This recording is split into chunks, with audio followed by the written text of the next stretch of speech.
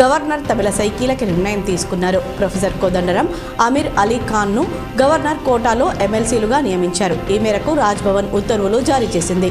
Governor కోటాలో MLC అభ్యర్థులుగా ప్రభుత్వం వీరి పేర్లు నామినేట్ చేయగా తాజాగా గవర్నర్ ఆమోదం తెలిపారు. పసుపు రైతుల చరిత్ర తిరగరాయబోయేది బీజేపీనేనని ఎంపీ ధర్మపురి అరవింద్ అన్నారు.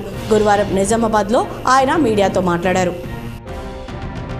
అర్హులైన విద్యార్థులు ఓటు హక్కు ప్రాధాన్యత గురించి తెలుసుకోవాలని, ఓటు ఆయుధం లాంటిదని, మంచి చేసే వారిని ఓటుతో ఎన్నుకోవచ్చని జనజ్ఞాన వేదిక రాష్ట్ర అధ్యక్షులు నర్రా రామారావు అన్నారు. జాతీయ ఓటు హక్కు దినోత్సవం సందర్భంగా ఈరోజు నాగరంలోని Telangana tribal welfare residential women's కాలేజీలో ఓటు హక్కు ప్రాధాన్యతపై ముఖ్య వక్తగా విచ్చేసి నర్రా రామారావు మాట్లాడారు.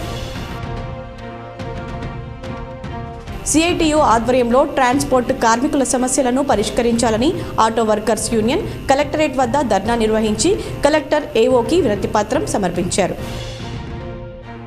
ఎడపల్లి మండల కేంద్రంలోని పరిషత్ ఉన్నత పాఠశాలలో మధ్యాహ్న భోజనం పనితీరు అటకెక్కింది.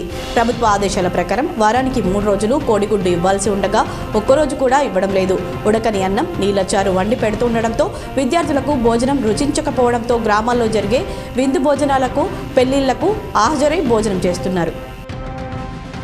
దర్పల్లి మండలం హొన్నాజీపేటలో ఈరోజు వికసిత్ భారత్ సంకల్ప యాత్ర సర్పంచ్ భగవాన్ రెడ్డి ఆధ్వర్యంలో జరిగింది. ఈ కార్యక్రమానికి ముఖ్య అతిథిగా ఎంపీడీఓ లక్ష్మణ్ పాల్గొని సభను నిర్వహించారు.